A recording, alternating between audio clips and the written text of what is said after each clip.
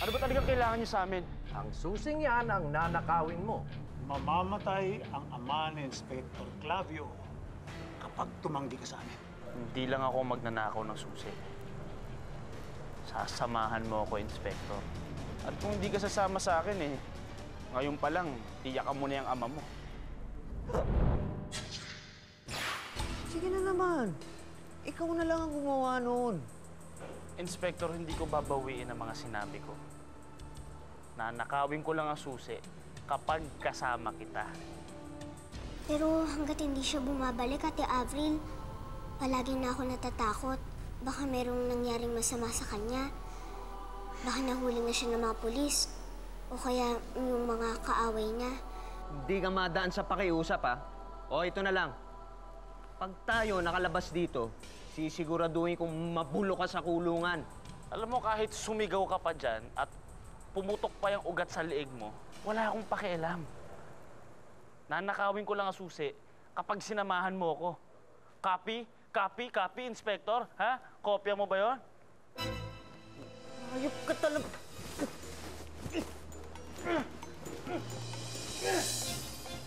Well, I tried. Paano mo nagawa yun? Maiksi kasi ang legs mo Hoy! Gusto niyo ba ako pumatay sa inyo? Pakailamero ka, no? Joke lang, joke lang. Sorry po, sorry. Ayoko mawala sa akin ng kuya ko, Ate Avril. Kaya sana, bumalik na siya. Yun lang din ang gusto ko, Angela. Makabalik na siya.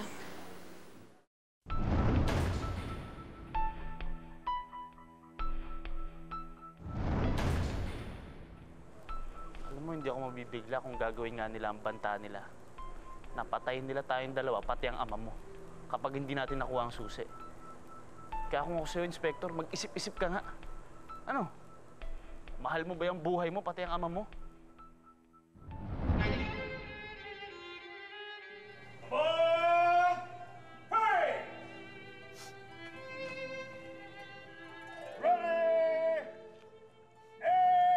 Walang hiya ka, Clavio.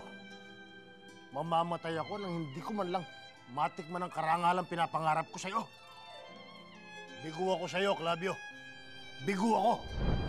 Adios, Patria, Aramina. Adorada. Adorada.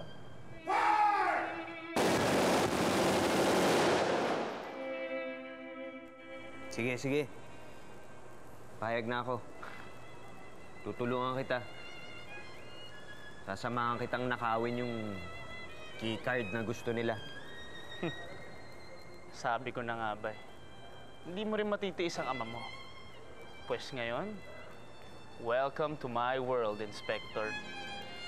Sigurado naman ako magiging isang magaling na magnanakaw ka. Tulad ko.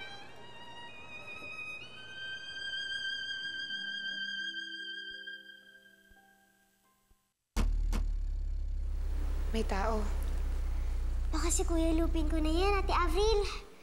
Baka umuwi na siya.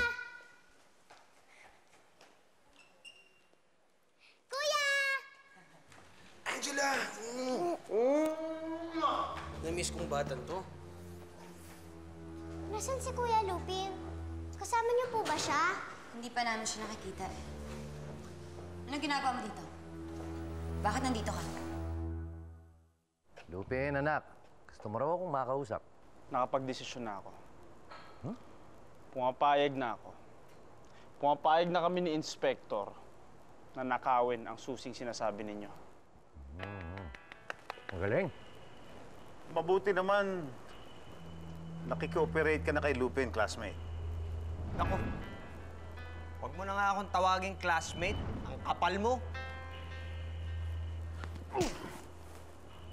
Ray, na-touch naman ako doon. Alam mo, natutuwa ako, Lupin, na pumayag ka na sa ipinapagawa ko sa'yo.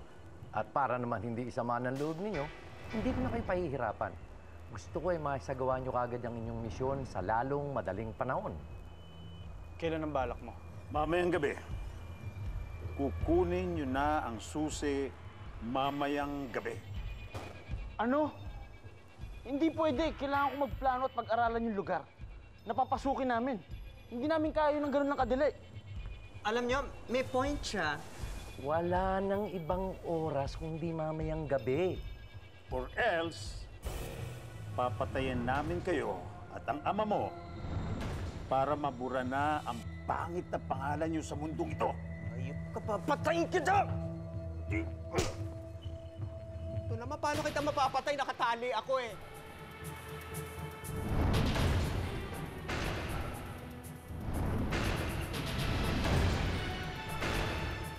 Maring Tisay!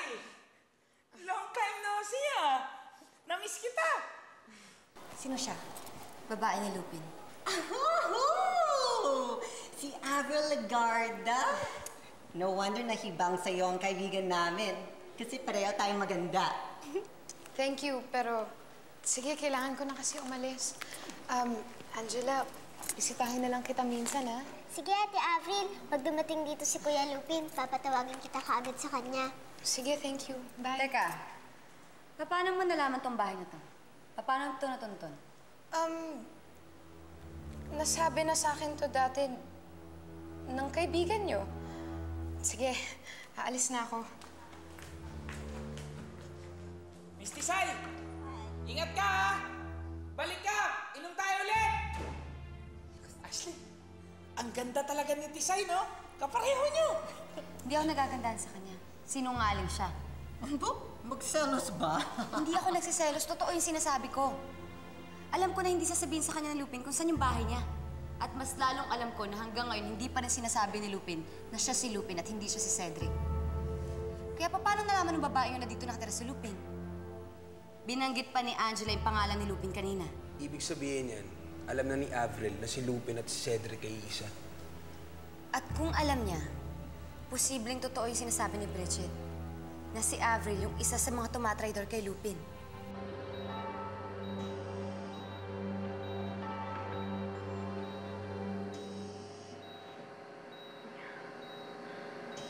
Ma'am Cecilia, kamusta na ho kayo? Sabi ho ng doktor, hindi pa daw ho kayo nagkakamalay.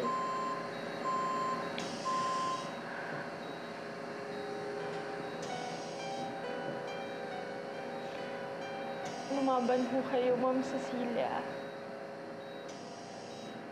Talunin niyo ho ang kamatayan. Hindi pa ho kayo pwedeng mawala. Kasi hindi pa ho kayo nagkakasama ng anak niyo. Malulungkot si Lupin kapag mawala kayo. Ayoko ho siyang malungkot. Ma'am Cecilia,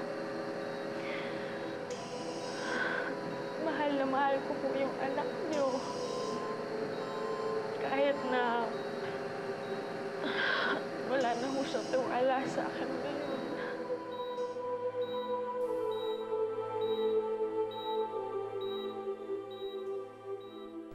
Nakatutok ang baril ko sa'yo.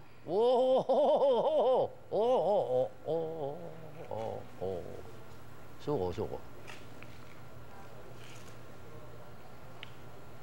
Sister Ana, my sweet. Bakit ka ba nagmamasungit? Ang bagay sa'yo'y laging nakangiti na parang malagkit. Hoy, ano bang pumasok dyan sa kukote mo at inaaway mo ko? Alam mong layunin ko, Duroy. Ang gusto ko lang, linisin ang mga taong makasalanan sa mundo. Kaya nagdududa ako sa plano niyo kay Lupin. Bakit niyo siya pinagnanakaw? Aanhin niyo naman yung susi na pinapakuha niyo. Dito sa kwartong ito, pwede ninyong pag-aralan ang mga hakbang na gagawin ninyo. Kumpleto ang kwartong ito. Nandyan ang plano at ang scale model ng arm facility na papasukin ninyo. May ilang oras pa kayo para pag-usapan ang gagawin ninyo mamayang gabi. So, good luck! Go, man. Nek-nek nyo. Alam mo yung mga to? Kala ko matitinong tao. Sister, sa maniwala ka sa hindi, para sa kabutihan din, kanya ako pinapagawa sa kanya yan. Kasi alam mo yung ano, yung Alfalfa Brigade, ha? Yung masama ang intensyon ng mga yun. At may hawak yon ng C6 super bombs. Kanya lang nila hindi ma-arm yung bomb dahil kailangan nila yung susi na pinananakaw ko. Naintindihan mo ba? Yung mga yon, ang balak nung pasabugin ng buong Pilipinas. At pag sumabog ang Pilipinas, ibig sabihin damay tayo, mapapatay tayong lahat. Kanya gusto ko lang makuha yung susing yon para matulungan si Major Millones na maitago yon sa mga terorista. So, naintindihan mo? Wala akong masamang intensyon para sa kabutihan, para sa kaligtasan ng pinakamamahal nating bansang Pilipinas. So, kabutihan ang gusto ko. At pwede ba, si Serrana Nicole, sa susunod, bago ka nanunutok ng baril, magtatanong ka muna. Kakampi mo ko. Kakampi mo. Kahit papano, meron pang konting kabutihang naiiwan sa puso ko. Ha? Ay, nako.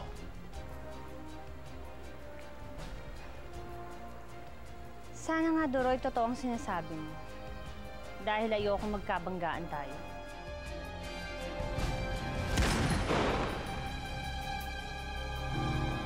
Doroy.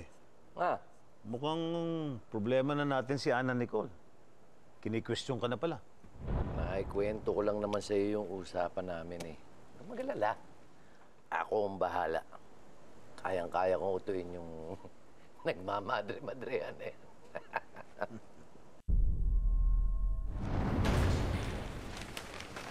Bridget,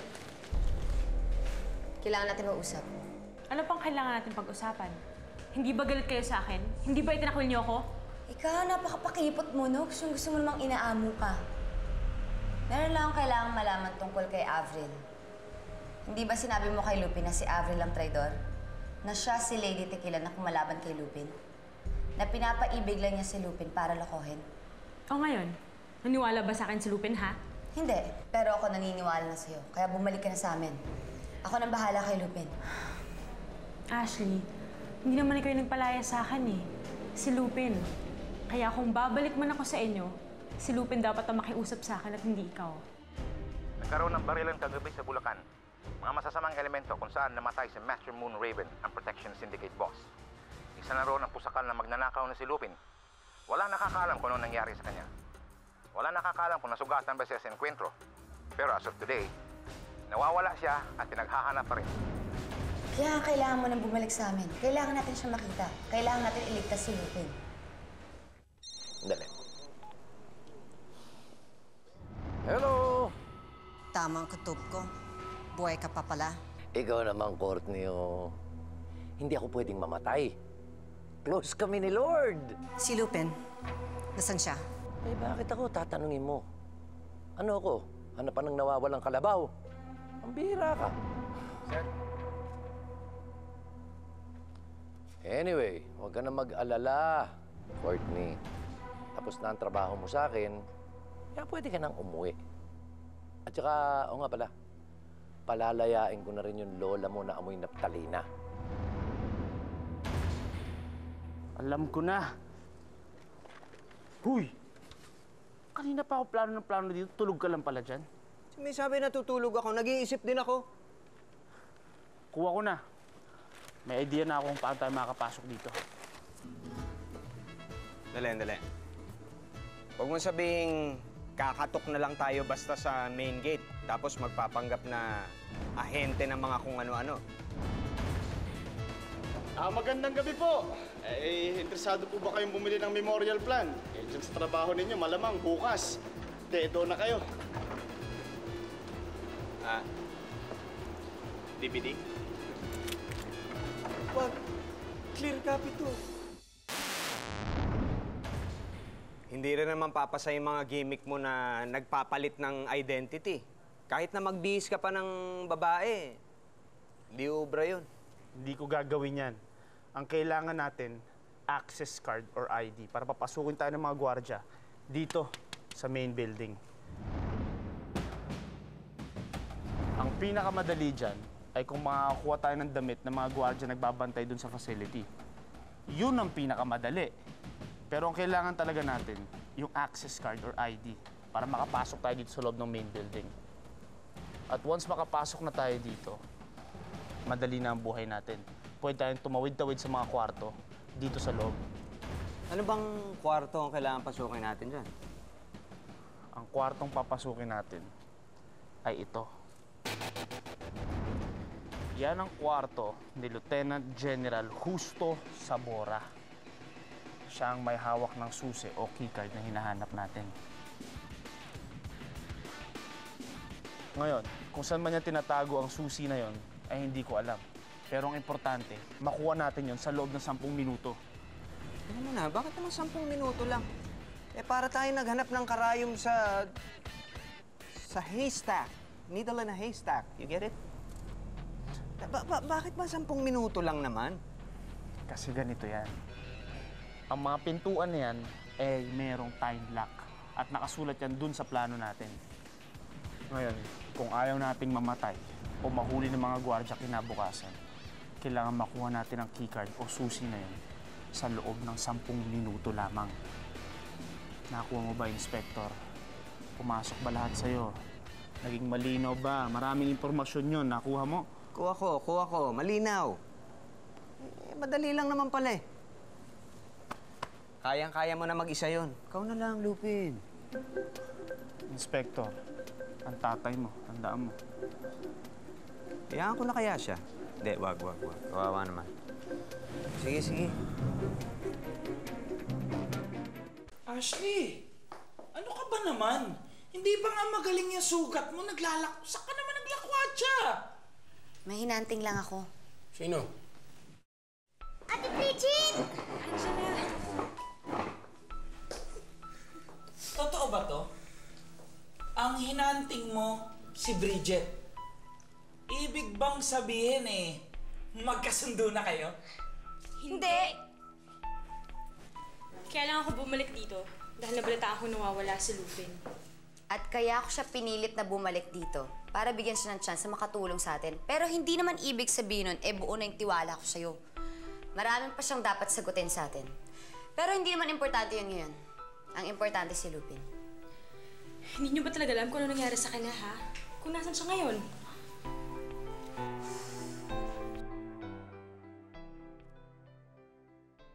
Si Josh to Bakit kasama ni Josh ang mga masasamang tao? Ano ibig sabihin nito?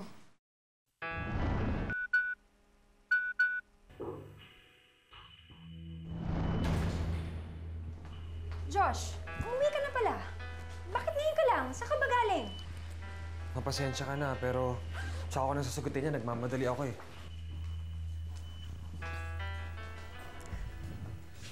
Hawak na siya ni Deroy. Na kay Deroy si Lupin.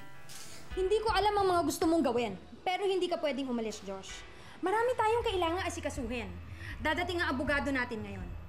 Magdedemanda na tayo laban kay Lupin. Babawiin na natin ang mga mana na nakuha niya. Ma, hindi mo na kailangan pag-usap sa abogado.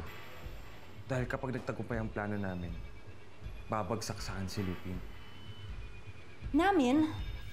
Paano mo nalaman na hawak ni Deroy si Lupin? Kilala ko rin si Deroy. Hindi siya magbibitaw ng isang bihag kung wala sa kanya si Lupin.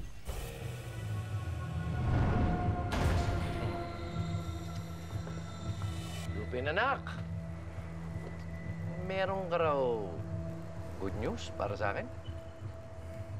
Bale, meron na kaming nabuong plano. Wala ka naman na itulong dun. Oo nga, ikaw na. Meron na akong nabuong plano kung paano kami makakapasok sa arms facilities na sinasabi ninyo. Kailangan lang namin mag-request ng ilang mga gamit. Hingin mo kung ano ang kakailanganin mo at ibibigay namin. Kaya lang, siguruhin mong magiging matagumpay kayo sa misyon na ito. Huwag kang mag-alala, Deroy. Siguro wala pang 2:00 ng umaga. Nasa iyo na ang susi. Good, good. Kung ganon, maganda na kayo. Dahil ilang oras lang, dadalhin na namin kayo sa lugar kung saan nyo makukuha at papasukin ang susi. Sinong biyaga sinasabi mo? Kinidnap ni Deroy ang lola ko. Gusto niya gumawa ko ng paraan para matulungan ko siya para mabitag si Lupin. Kaya nung dumating si Ashley para makipag-usap sa akin, I agreed right away.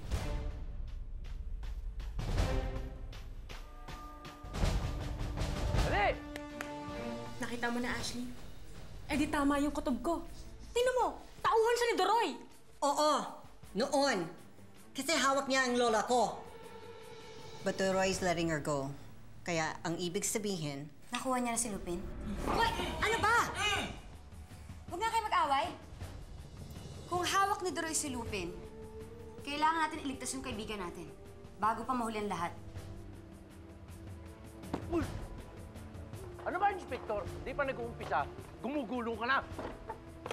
Teka.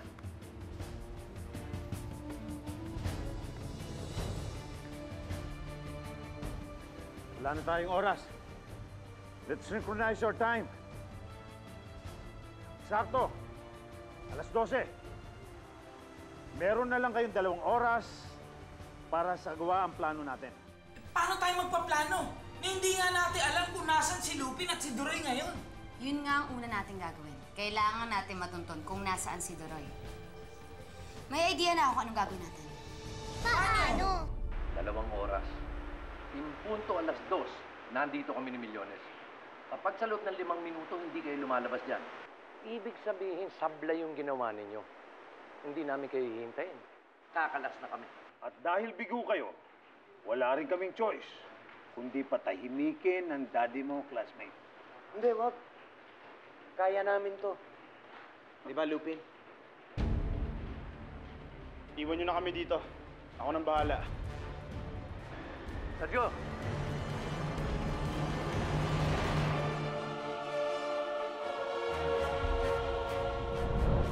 Sa Lupin. We will kill those stupid intruders. Sisindihan ko yung buong katawan mo kung hindi mo ako sinagot na matino. Saan ko makikita si Deroy? Kailangan madala ka sa ospital. Magre-report yung ospital sa mga pulis. Ayoko pang makulong. O sige, ako na papasok. Ako na maunang papasok. Yan ang hinihintay ko sa'yo. Hindi ko naman talaga kaya yan eh. Oo. Mailap, madulas, sadyang mapangas, matinik, mabilis at di umatras. Malakas ang dating, magaling tumakas, kahit na katiting ay walang iwanang bakas. Subukang hulihin si Lupin.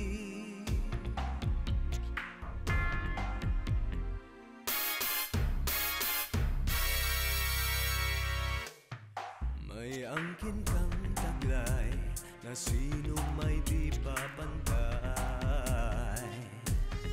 Ngunit mag-ingat ka, ako'y laging nakabantay.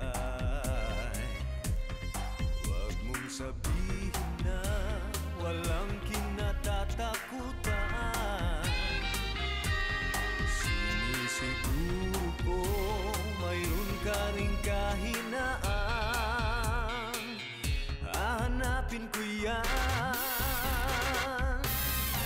Mailap, madulas, sadyang mapangas, matinik, mabilis at di umatras. Malakas ang dating, magaling tumakas, kahit na katiting ay walang iwanang bakas.